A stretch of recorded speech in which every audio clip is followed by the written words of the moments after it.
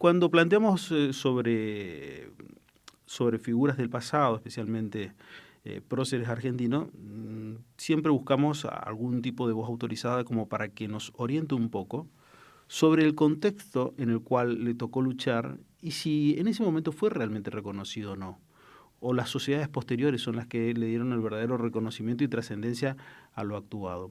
Bueno, el historiador Eduardo Lázari es una persona muy amable con nosotros siempre y generosa por sobre todas las cosas al brindarnos unos minutos para hablar precisamente de la figura de José Francisco de San Martín. Eduardo, ¿qué tal? Buen día, ¿cómo le va? ¿Cómo está? Muy bien, Daniel, ¿cómo está usted? Un gusto charlar en esta mañana dominical y un saludo a toda la audiencia. Gracias por atendernos. Cuénteme, ¿qué es lo que primero le viene a la mente a un historiador cuando hablamos, por ejemplo, de la figura de San Martín? ¿Qué es lo primero que a usted le viene a la mente? Bueno, San Martín es un gigante para la historia argentina y para la historia de Sudamérica, y es un personaje que, digamos, esa condición de gran personaje nos permite seguir investigando, nos permite seguir hurgando y sobre todo, se incorpora como una figura que es verdadera inspiración para los argentinos, es decir, un personaje de aquellos que sobresalen, pero no tanto por las cosas que se hicieron, que son increíbles, el cruce de los Andes, la liberación de Chile, la liberación del Perú, sino por una serie de valores. Y es interesante el camino de seguir investigando, de seguir buscando, y en ese sentido, lo que nos inspira es muchísima pasión, muchísima alegría de que San Martín sea nuestro, ¿no? ¿Es solamente la figura de un guerrero, de un militar, o hay que verlo como un tipo determinado por una lucha propia y que también fue un estratega desde lo político?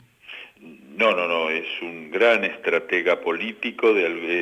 Ahora, su condición de militar, probablemente San Martín haya sido el mejor militar de toda la historia de América, la epopeya del ejército de los Andes. Yo tuve el gusto de hacer el cruce de los Andes lo hice en 2 ocasiones, hace 5 y 3 años, y ahí uno se da cuenta que lo que pensó San Martín era algo que estaba por encima de las posibilidades. Yo creo que ahí aparece algo que yo siempre destaco de San Martín y que creo que es central, esa vieja frase que nos han repetido siempre. Yo fui cuando hice la primaria, fui a una escuela pública de la ciudad de Buenos Aires que se llama Granaderos de San Martín, y en cada aula tenía una frase de San Martín pintada en las paredes, ¿no? Y me acuerdo siempre que una de esas frases era: serás lo que debas ser, si no, no serás nada, ¿no? Una frase que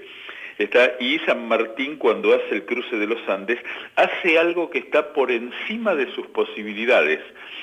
Cruzar un ejército de 5.000 hombres a 5.000 metros de altura, llegar y a los 4 días vencer a un ejército español con un altísimo grado de preparación e iniciar esa campaña. Entonces ahí aparece ese imperativo ético que San Martín se impuso siempre en función de lo que hacía, que era hacer lo que se debe hacer, no conformarse con lo que se podía. Y de alguna manera, junto con Belgrano y junto con los grandes que fundaron el país, esa visión de hacer lo que había que hacer y no quedarse solamente en lo que les daba el cuero, por decirlo más vulgarmente, es quizá la gran herencia que San Martín nos sigue dejando, un hombre que tenía una visión política continental, un hombre que, y es la gran diferencia con Simón Bolívar, era un libertador de pueblos, es decir, él cuando llega a Chile,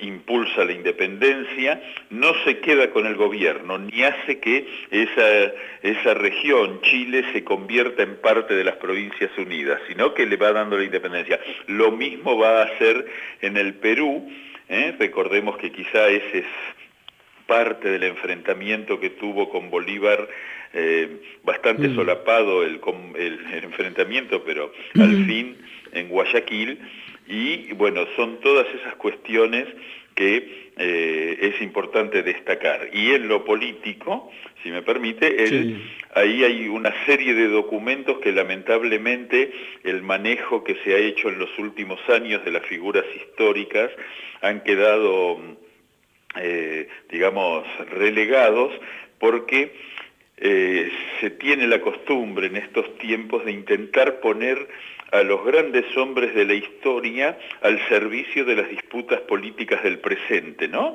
Y San Martín es un hombre que hay que leer todo, escribió muchísimo.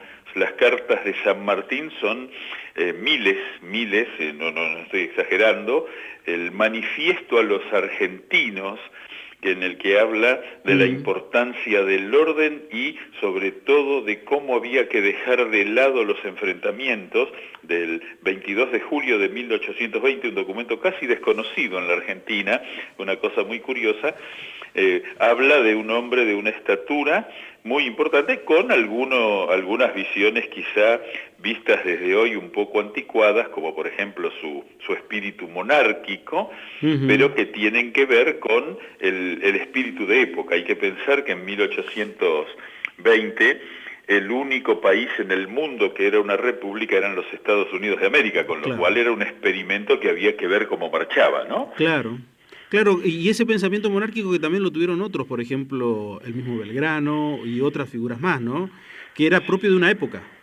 Era propio de una época, había monarquías que funcionaban muy bien como democracias, el caso de Inglaterra, que era para ese entonces la cuna del liberalismo monárquico en Europa y era el país más potente del mundo que iba a dominar. Entonces era razonable imaginar que, ya que se iban a fundar países en un proceso que también era muy original, muy nuevo, que eran países nuevos que surgían de una guerra de la independencia, bueno, ya el trauma del cambio hacia la independencia, se creía que si se cambiaba también de sistema iba a ser peor. Pero bueno, eso lo convierte a San Martín en un hombre de su tiempo, en un hombre de discusiones políticas, donde lo que hay que destacar es que él siempre se negó a participar en las rencillas partidarias. Él creía que los partidos convertidos en,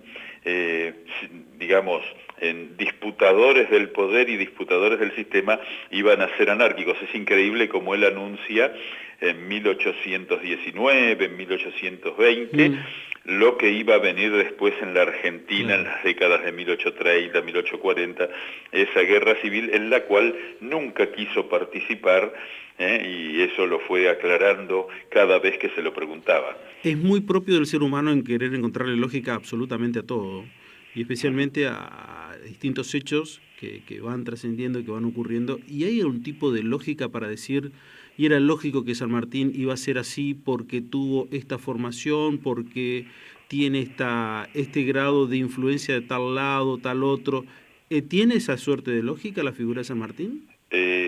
Es muy buena la pregunta. Por un lado hay que decir que San Martín es un hombre de su tiempo, un hombre que compartía las ideas del liberalismo político a principios del siglo XIX, un hombre de una enorme formación militar y una más limitada formación política, aunque lector de los clásicos, lector de los revolucionarios franceses, pero no era un hombre práctico, un hombre que desde los 11 años entró en la milicia y desde los 15 hasta los 44 años no transcurre un año sin participar de combates, ¿no? Es una carrera militar absolutamente increíble, pero hay algo en esto, dejando de lado el intento de constituir una figura mítica, vale la pena releer El Santo de la Espada, esa obra fantástica de Ricardo Rojas, donde aparece esa condición de hombre superior de San Martín,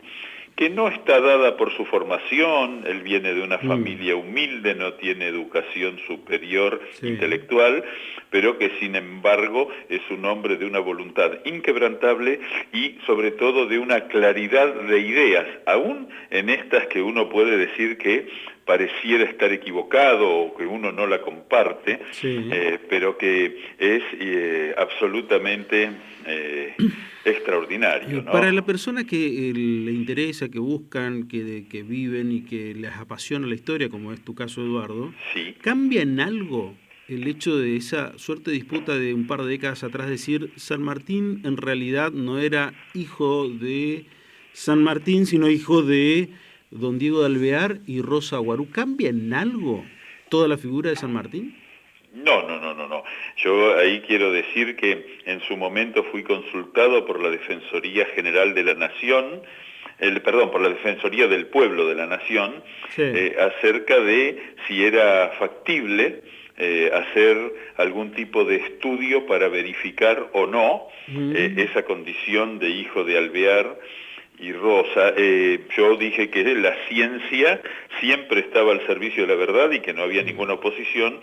Incluso me mostré partidario de que si era posible obtener ADN de los restos del Libertador, sabemos que el Libertador llegó a la Argentina embalsamado en 1880, se podía hacer después, eso quedó en agua de borrajas, pero todos los indicios, sobre todo el estudio de Hugo Chumbita, el estudio de José García Hamilton, a mi entender, y esto quiero que ser muy claro en que es una opinión personal mía, no hay elementos suficientes para establecer ello, pero sin duda lo que sí queda claro es que si pudiéramos avanzar en un estudio científico y quedara demostrado que San Martín era hijo adoptivo de don Juan de San Martín y de doña Gregoria Matorras, su trascendencia histórica no sufre ninguna mella porque lo importante es lo que hizo en su vida, no como decía Sarmiento. Hay una frase de Sarmiento que me pareció siempre muy simpática que decía: el acto animal de nacer en un lugar no hace que nuestra alma quede condicionada, ¿no? Claro. Entonces, en ese sentido hay que decir que me parece que no habría ninguna afectación, y sobre todo, si fuera cierto, bueno, la verdad siempre contribuye a que las cosas sean mejores, ¿no? Claro. En algún sentido también yo me hago cargo, le cuento, digamos, me hago cargo de esa polémica que hay sobre si es misionero o correntino, que es una discusión absolutamente fuera de sentido, porque ahí hay un hecho geográfico. Ese hecho geográfico es que lo que eran el departamento Yapeyú de las Misiones, en el desarrollo de nuestra historia, se convierte en Corrientes, una de las provincias históricas argentinas.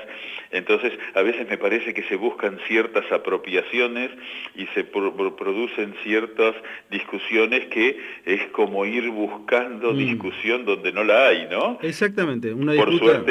Por suerte los entrerrianos no se han hecho cargo de que alguna vez Entre Ríos fue, digamos, poseyó Corrientes allá por las épocas del Supremo Entrerriano, y entonces no terciaron en la disputa, pero digo, Yapeyú está en Corrientes, que es la sucesora natural de las instituciones coloniales, y que, digamos, pero es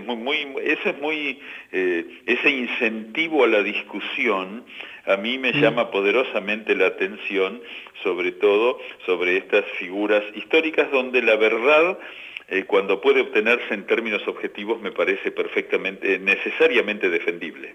Eduardo, estuviste dando un par de cursos online sobre San Martín, ¿cómo fue?